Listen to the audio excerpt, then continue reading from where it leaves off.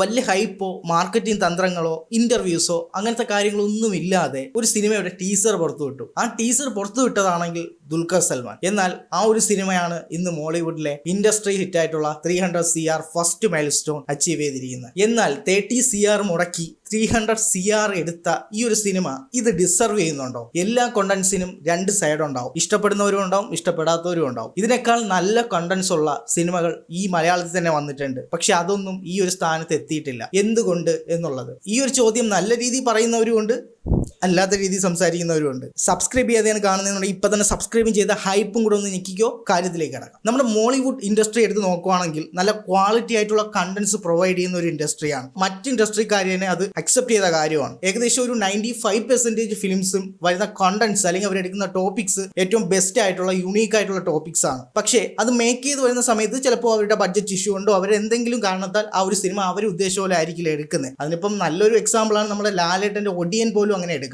എന്നാൽ ആ ഒരു കണ്ടന്റിനെ കുറിച്ച് നമ്മൾ ചിന്തിക്കുകയാണെന്നുണ്ടെങ്കിൽ ഇന്ന് ലോകയിൽ ഒടിയൻ എന്നുള്ള ക്യാരക്ടറിനെ കൊണ്ടുവരുന്നതിന് മുമ്പ് തന്നെ ആ ഒരു ഡയറക്ടർ ഒടിയൻ എന്ന സിനിമയ്ക്ക് വേണ്ടി ആ ഒരു കണ്ടന്റ് എടുത്തിട്ടുണ്ടായിരുന്നു. അവർക്ക് അത് അതുപോലെ മേക്ക് ചെയ്ത് എടുക്കാൻ പറ്റിയില്ല. അതുകൊണ്ടാണ് ആ സിനിമ ഫ്ലോപ്പ് ആയി പോയത്. എന്നാൽ ഏറ്റവും കൂടുതൽ മൈൽ സ്റ്റോണുകൾ നേടിയിട്ടുള്ള ലാലേട്ടൻ തന്നെ ആക്ട് ചെയ്ത ഫിലിമാണ്. നമ്മൾ മലയാളികൾ മറ്റ് ഇൻഡസ്ട്രിയെ വെച്ച് നോക്കുകയാണെങ്കിൽ സിനിമയെ അപ്രോച്ച് ചെയ്യുന്നത് ആ ഒരു സിനിമ നല്ലതാണോ അല്ലേ എന്നുള്ളത് നോക്കിയിട്ടാണ്. ഇന്ന ആക്ടർ അതിനകത്ത് അഭിനയിച്ചത് കൊണ്ട് ആ സിനിമ ഏറ്റവും ബെസ്റ്റ് ആണ്, അതല്ലെങ്കിൽ അത് ഇത്ര CR കളക്ഷൻ നേടിയത് കൊണ്ട് ആ സിനിമ ഏറ്റവും ബെറ്റർ ആണ് എന്നുള്ളൊരു ചർച്ചയില്ല. ലോക എന്ന് പറയുന്ന ഈ ഒരു യൂണിവേഴ്സിലെ ചന്ദ്ര എന്ന് പറയുന്ന ഫസ്റ്റ് പാർട്ട് ഫിലിം നമ്മൾ റീസെന്റ് വന്നിട്ടുള്ള മറ്റ് സിനിമകൾ നമ്മുടെ ഇൻഡസ്ട്രിയിലുള്ള സിനിമകൾ വെച്ച് നോക്കുമ്പോൾ കണ്ടന്റ് വൈസ് ഏറ്റവും ബെസ്റ്റ് ആയിട്ടുള്ള അല്ലെങ്കിൽ അതിൽ നിന്നെല്ലാം ഭയങ്കരമായിട്ട് വ്യത്യസ്തമായിട്ടുള്ള ഒരു കണ്ടന്റ് ആണോ എന്ന് ചോദിച്ചാൽ അല്ലെന്ന് തന്നെയാണ് എൻ്റെ അഭിപ്രായം. സൂപ്പർ ഹീറോ എലമെന്റ് ഏത് സിനിമയിൽ വന്നിട്ടുണ്ടോ അതിലൊക്കെ വന്നിട്ടുള്ള ഒരു ടൈപ്പ് ഒരു പ്ലോട്ട് തന്നെയാണ് ഈ ഒരു സിനിമയ്ക്കകത്തും ലോക ചാപ്റ്റർ 1 ചന്ദ്രയിലും ഡൊമിനിക് അരുൺ യൂസ് ചെയ്തിരിക്കുന്നത്. ഇപ്പോൾ കണ്ടന്റ് വൈസ് ഏറ്റവും ബെസ്റ്റ് ആണെന്ന് നമ്മൾ പറയുമ്പോൾ ഒരു എക്സാമ്പിൾ സിനിമയായിട്ട് ഞാൻ പറയുകയാണെന്നുണ്ടെങ്കിൽ ആടുജീവിതം എന്ന് പറഞ്ഞ ഒരു സിനിമ എടുക്കാം. കണ്ടന്റ് വൈസ്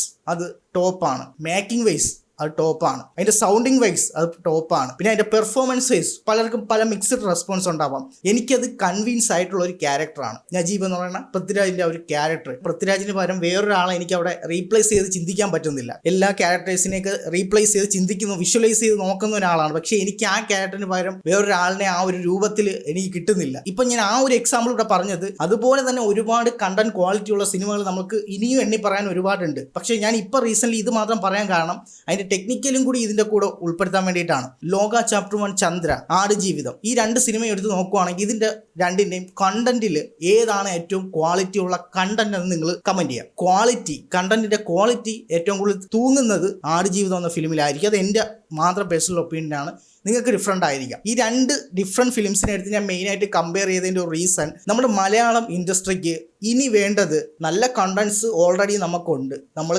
കാലങ്ങളായി കണ്ടുകൊണ്ടിരിക്കുന്ന ഒരു കാര്യമാണ് നല്ല കണ്ടന്റ്സുകൾ നമ്മൾ കാണുന്നുണ്ട്. യുണീക്കായിട്ടുള്ള കോണ്ടന്റ്സ് പ്ലസ് പ്രസന്റേഷൻ നമ്മൾ കണ്ടിട്ടില്ല, അല്ലെങ്കിൽ നമുക്കതായിരുന്നു വേണ്ടത്. ഹോളിവുഡ് ഫിലിംസിലൊക്കെ യൂണിവേഴ്സ് എന്ന് പറയുന്ന ഒരു കോൺസെപ്റ്റ് കാലങ്ങൾക്ക് മുമ്പേ വന്നിട്ടുള്ളതാണ്. അത് പിന്നെ തമിഴിൽ വന്നാണ് കുറച്ചും കൂടി നമ്മൾ LCU വഴിയൊക്കെ കുറച്ചും കൂടി ഒന്ന് മനസ്സിലാക്കിയത്. നമ്മൾ മലയാള ഇൻഡസ്ട്രിയിൽ ചെറുതായിട്ട് മിന്നൽ മുരളിയിലൂടെ ആ ഒരു യൂണിവേഴ്സ് എന്നുള്ള കോൺസെപ്റ്റ് വന്നിട്ടുണ്ടായിരുന്നു. എന്നാൽ അതൊരു കംപ്ലീറ്റ് ആയിട്ട് നമ്മുടെ മലയാളികൾ ആഗ്രഹിച്ച ഏറ്റവും കൂടുതൽ അന്യഭാഷ ഫിലിംസൊക്കെ കൺസ്യൂം ചെയ്യുന്ന ആൾക്കാരും കൂടിയാണ്. അപ്പോൾ തന്നെ അതുപോലെ ഒരു ഇത് നമുക്കും വേണം എന്നുള്ളൊരു ആഗ്രഹം അവരെ മനസ്സിലുണ്ട്. ആ ഒരു ആഗ്രഹം അതുപോലെ തന്നെ മലയാളത്തിൽ ക്രിയേറ്റ് ചെയ്യാൻ ഡൊമിനിക് അരുൺ എന്ന് പറയുന്ന ഒരു റൈറ്റർ ഡയറക്ടർക്ക് പറ്റി. ആടുജീവിതം എന്ന ഫിലിം നമ്മൾ ഇതിനു മുമ്പും ഇതിനേക്കാൾ ക്വാളിറ്റിയുള്ള അല്ലെങ്കിൽ ഇതിനേക്കാൾ കണ്ടന്റിൽ വൈസ് ബെറ്റർ ആയിട്ടുള്ള സിനിമകൾ കണ്ട് നമ്മൾ തഴമ്പിച്ചു. നമുക്കറിയാം ഒരു ക്വാളിറ്റിയുള്ള ഫിലിം കണ്ടു കഴിഞ്ഞാൽ നമുക്കിപ്പോൾ പുതുമയില്ല മലയാള സിനിമയിൽ. പക്ഷേ ഒരു യുണീക്കായിട്ടുള്ള ഒരേ സമയം ഡീസൻ്റ് ആയിട്ടുള്ളൊരു ക്വാളിറ്റി കണ്ടന്റും ഒപ്പം അതിനെ മുകളിൽ നിൽക്കുന്ന രീതിയിലൊരു മേക്കിങ്ങും, അതായത് ഒരു സിനിമാറ്റിക് യൂണിവേഴ്സ് എന്ന് പറയുന്ന ഒരു കോൺസെപ്റ്റും അതിൻ്റെ ഉള്ളിൽ കൊടുത്തിട്ട് അവിടെ കൊണ്ടും തീരുന്നില്ല. ഇത്രയും കാര്യങ്ങൾ പുതിയതായിട്ട് നമ്മുടെ ഓഡിയൻസിലേക്ക് എത്തിക്കുന്ന സമയത്ത് ആദ്യമായിട്ട് അവർ അക്സെപ്റ്റ് ചെയ്യാൻ വേണ്ടിയിട്ട് അവർ ചെറുതായിട്ടൊന്ന് പിന്നോട്ട് നിൽക്കും. എന്നാൽ ഇവിടെയാണ് ഡൊമിനിക് അരുണും ആ ഒരു ടീമും വളരെ ബ്രില്യൻ്റ് ആയിട്ടൊരു ഐഡിയ പ്രയോഗിച്ചത്.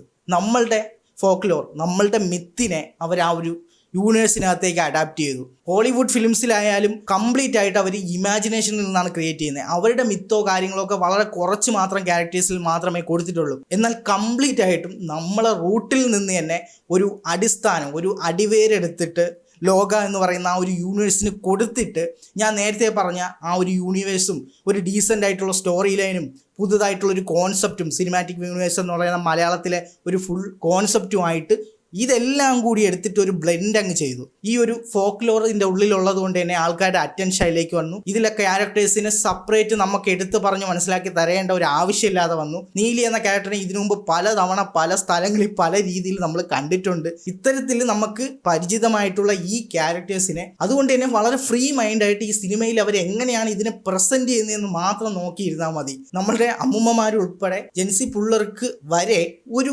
അറ്റമെങ്കിലും അവർക്ക് അറിയാം ആ ഒരു ക്യാരക്ടർ എന്താണെന്നും നീലി എന്ന ക്യാരക്ടർ എന്താണെന്നും ഒടിയൻ എന്താണ് ചാത്തൻ എന്താണെന്നും ഒക്കെ അവർക്കറിയാം. ഒരു തമാശ ഒരു റീലായിട്ടെങ്കിലും ഈ ഒരു കാര്യം അവർ കണ്ടിട്ടുണ്ടാവാം. ഇപ്പം ഞാൻ ഇത്രയും പറഞ്ഞ കുറേ റീസൺസ് ലോക എന്ന് പറയുന്ന യൂണിവേഴ്സിനെ കുറിച്ച് ഞാൻ എടുത്തെടുത്ത് പറഞ്ഞു. ഈ റീസൺസ് തന്നെയാണ്, അതായത് മലയാളത്തിൽ യുണീക്കായിട്ട് അവർ ഒരു കാര്യം ട്രൈ ചെയ്തു.